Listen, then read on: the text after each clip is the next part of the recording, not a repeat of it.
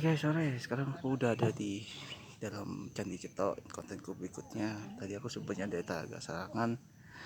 Rencananya tuh sebetulnya hari ini aku mau selain ke Telaga Sarangan, ke Candi Cetok, juga ke Curug Penganten. Tapi ternyata perjalanan ke sini eh, berat ya. Nggak nyangka gitu. Karena ya jauh juga lumayan. Dari Telaga Sarangan ke sini tuh aku menempuh bisa 2 jam sampai start 2 jam setengah. Eh, aku pikirnya ya jaraknya dekat, jadi juga aku berangkat tadi juga nggak tahu pagi-pagi banget di hari yang di jam yang sama dengan yang kemarin. Eh, apa ini seperti yang kalian lihat, ini tempat yang ikonik di Candi Ceto. Itu bentuk gapuranya itu kayak pura di Bali, yang menurut kayaknya sih nanti sunsetnya tuh di ini apa eh, pas di belakangku atau pas menghadap ke puranya ya, sebutnya apa ya, puranya ya tuh. Ya ini kondisinya sepi sih, ya bagus lah sesuai perkiraan gitu. uh, Kesini tuh lumayan jauh banget. Jauh aku dari ngelewatin Telaga Serangan. Harusnya sih, harusnya uh, aku balik ke tempat aku datang deh, pas menuju ke Telaga Serangan. Jangan ngelewatin sisi utara Gunung Lau, karena itu nyata jalanannya tidak memungkinkan untuk melaju cepat, juga berkelok-kelok guys. Juga jalanannya tidak selebar di sisi selatan Gunung Lawu atau di daerah Tawangumangun. Nah ini karena sepi, jadi aku ngambilnya agak jauhan ya, nggak kayak tadi di Telaga Sarangan. Karena ini aku pakai audio handphone. Capek lelah, ini udah jam 4 lewat lah, 4 lewat 5 menit. Sebenarnya candi sih bagus sih, tapi juga nggak terlampau besar-besar banget. Kalau kalian pernah ke Candi Borobudur atau Candi Prambanan, ini di ujungnya itu aku udah lihat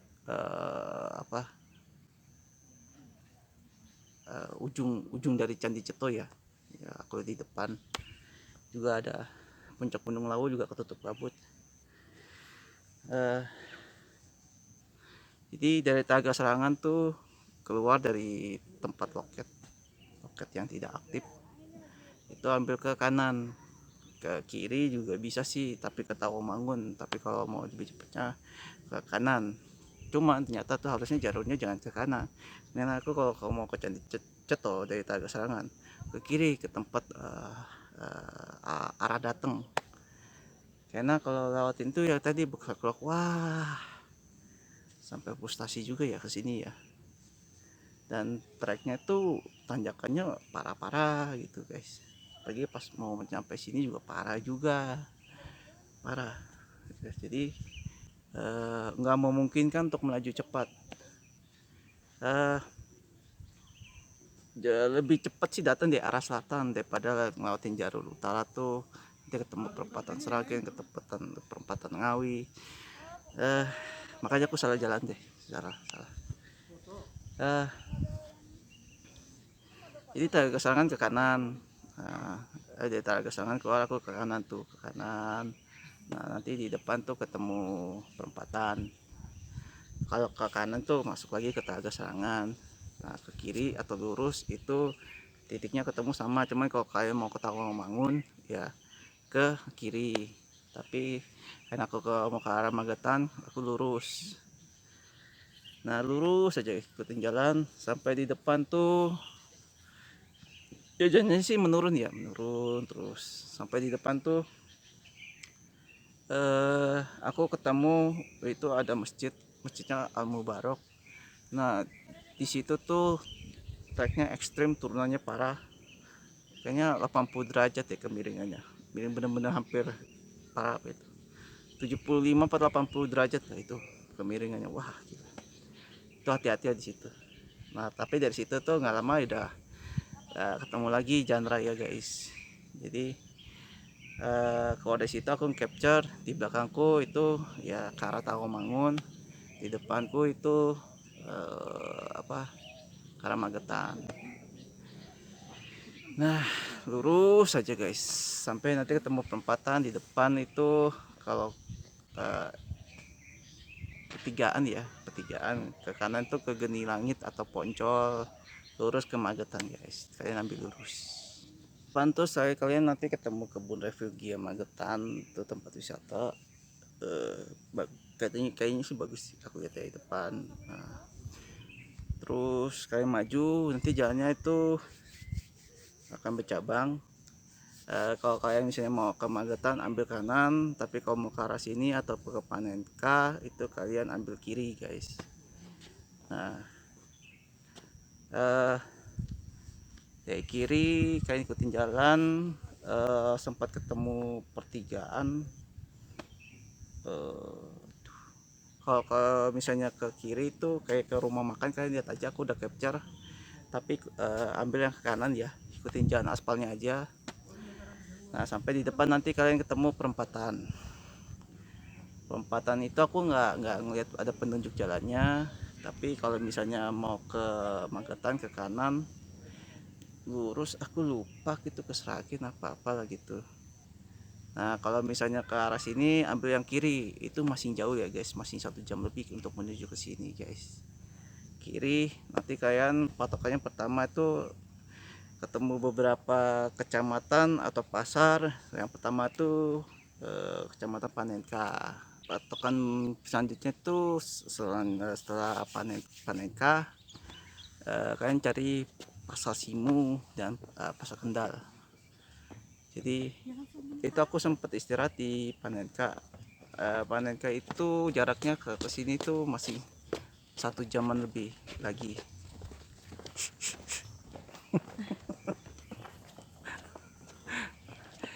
Soalnya aku udah capek banget kesini ya, jadi pengen buru-buru selesai aku bikin konten pulang udah. uh, Tadi ada anda kecil sih lewat sih ya, biar nggak ganggu udah, karena aku mau buru-buru selesai bikin konten di sini ya. uh, itu masih 1 jam lebih, parah ya, jalannya parah, masih jauh banget.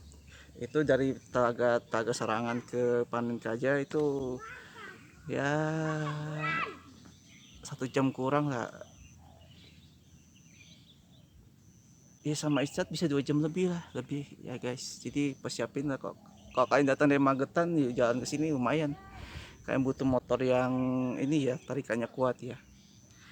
Jadi paling kalian nanti ketemu pasar Simo, terus pasar apa atau desa Kendal. Aku cuman capture sekilas tuh, kalian lihat aja. Simo dulu itu sempat aku capture apa, Bank BRI pasar Simo ya. Lalu Kendal ada kantor kecamatannya juga, pasarnya. Wih, di pasar apa Panenka itu Panekan ya. Oh, mungkin nanti akan salah penyebutannya. Itu ada penunjuk jalan tuh Sine Grambe. Nah, kalian ikutin arah ke Sine Grambe ya. Sine Grambe itu juga kayak nama pasar apa nama desa ya. Nanti kalau udah sudah ngelewatin pasar Simo Kendal, nanti di ujung nanti ketemu pasar Jogorogo. Di situ tuh aku capture ada kayak semacam bundaran atau tugu ya. Nah, itu mentok di situ, kalian ambil ke kiri. Jadi nanti kalian lurus guys, lurus itu ketemu, kalian akan lihat pemandangan Gunung Lawu situ guys. Dan masih jauh ya untuk nyampe ke sini. Lurus nanti di depan kalian akan ketemu tuh penunjuk jalan menuju ke Curug Penganten. Nah, itu tempat yang sebenarnya pengen aku datengin sebelum nyampe sini ya. Jadi kalau mau ke Curug Penganten ambil ke kanan guys. Arahnya sama ke sini juga, nanti di pertigaan berapa kalau mau ke sini lurus, ini ke kiri kalau ke Curug Penganten. Nah, ke kanan lama aku sampai tuh di pertigaan pertigaan mau menuju ke Curug Penganten. Kalau ke Curug Penganten berarti ke kiri, itu ada penunjuknya. Cuman di situ tuh setelah aku pikir-pikir nggak mungkin kekejar guys kalau misalnya aku mau ke Candi Ceto juga. Jadi aku harus memilih salah satu antara Candi Ceto atau Curug Penganten. Karena saat itu di titik pertigaan itu tuh posisinya udah jam 3 dan jaraknya itu ke Curug Penganten masih 5 km dari situ guys. Akhirnya aku cek di Google, Candi Ceto itu tutup jam setengah 5 sore. Jadi aku harus mutusin salah satu. Kalau misalnya aku ke Curug Penganten, aku nggak bakal kerja ke sini. Aku lihat di Google Map waktu tempuhnya dari Curug Penganten ke Candi Ceto itu 45 menit. Cuman kalau kenyataannya sih lebih guys, karena treknya itu nggak mungkin bisa melaju cepat ya. Masih mendingan kemarin tuh di Pantai Kelayar, sampai dari masuk ke daerah desanya itu desa Paranggubito. Pertama tuh beberapa desa ngelewatin itu walaupun jalannya kecil tapi bagus dan cuma naik turun tapi tanjakannya nggak terjal. Kalau ini tanjakannya terjal juga, dan tidak semulus yang di Kelayar juga, tapi masih lumayan lah. Jadi nggak bisa melaju kenceng, kayaknya lebih deh kalau misalnya apalagi kalau pakai mobil ya. Dari itu ya udah aku putusin nggak bakal keburu lah kalau misalnya aku coba Curug Penganten. Ya udah aku putusin ke Candi Ceto. Nyata wow, treknya parah guys, masih jauh banget. Agak frustasi juga ya sampai sini ya, karena jauh. Ini aja aku masih berasa lelah gitu guys. Di Curug Penganten maju nanti ketemu Pasang Grambe itu aku capture pas di depan title tulisan Pasang Grambe. Maju terus jalan lagi sampai ketemu pertigaan, itu ada Masjid Al Barokah. Pertigaan itu antara lurus sama ke kanan, ambil ke kanan. Nah selanjutnya kalian nanti akan ketemu Pasar Sine itu aku udah capture. Nyata di Pasar Sine itu nanti ketemu pertigaan antara lurus sama belok ke kiri. Nah kalian ambil yang ke kiri guys. Nah pas di depan itu ketemu perempatan ya. Aku lihat Google Maps sih jalan utamanya lurus ya, cuman untuk mencapai Candi Ceto itu nyata belok ke kiri. Cuman yang lurus itu jalanannya tuh walaupun di Google Map jalan utama itu jalannya lebih kecil guys dibanding yang ke kiri. Ya udah karena aku mau ke Candi Ceto aku ambil kiri, cuman tuh kok aneh ya di Google Map jalannya apa, karena kan kalau jalan utama lebih besar ya, tapi kok di penampakannya kecil gitu. Aku ambil kiri guys, jalan beberapa lama baru nanti mentok tuh ada petunjuknya, akhirnya Candi Ceto ke kiri. Nah, akhirnya dari itu ke kanan aku nggak tahu deh kemana itu, aku ambil ke kiri. Nah di depan ketemu pertigaan, di situ ternyata ada tempat wisata namanya Menara Dewa. Kalau Menara Dewa itu ke kanan, kalau ke Candi Ceto tuh ke kiri. Nah ke Candi Ceto ke kiri itu masih lumayan lah, karena treknya naik turunnya lumayan tajam, jadi aku bilang nggak bisa maju cepet ya, masih berasa agak lama ya di situ ya.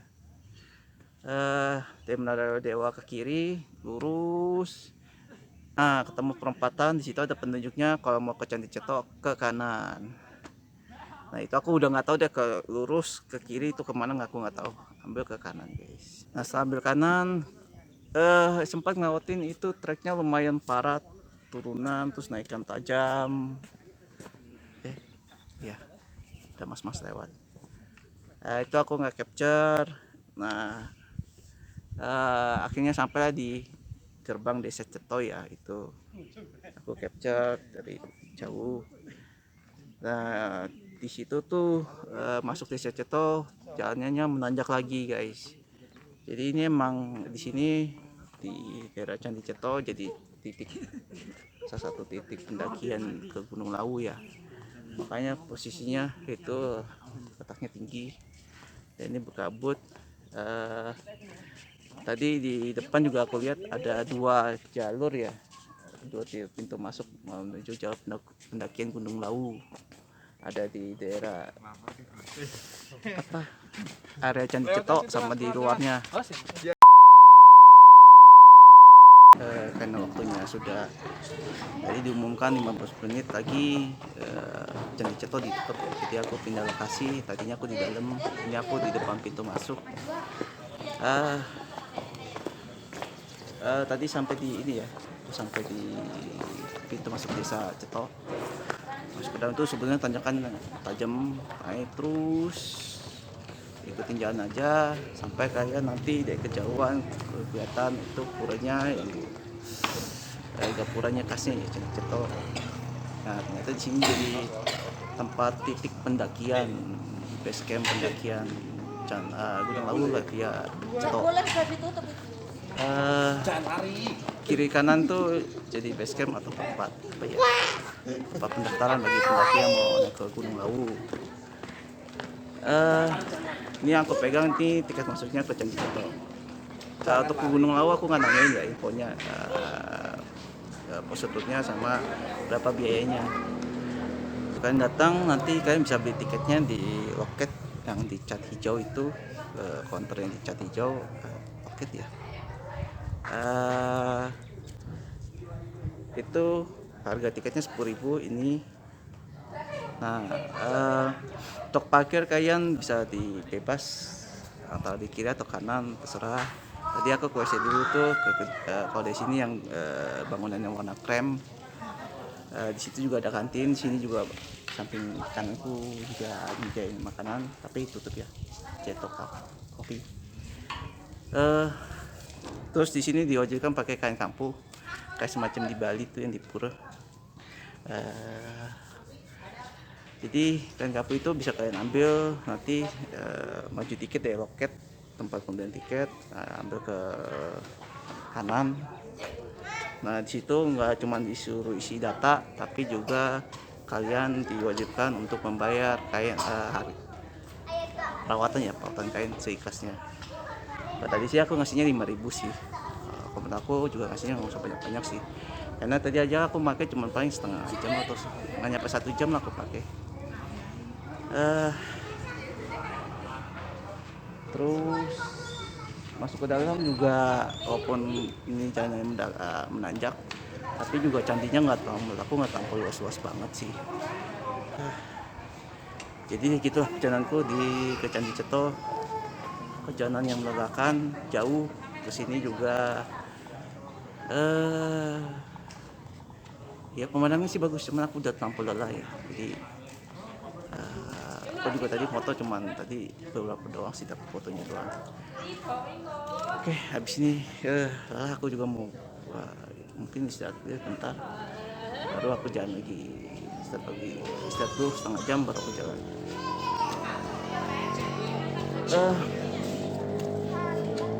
Pokoknya kalau sini kalian jangan datang dari yang aku lewati ya tadi dari Tagasangan aku lewat jalur utara Gunung Lawu itu parah.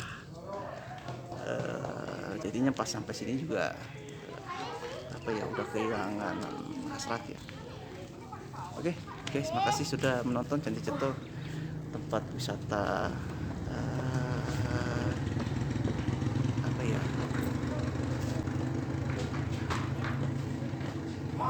paling yang jadi foto ikoniknya itu doang sih yang pura itu. Yang lainnya aku bilang enggak, itu kan kalau kalian mau menikmati Gunung Lawu, tadi aku ngelewatin Tagasangan udah menikmati Gunung Lawu ya.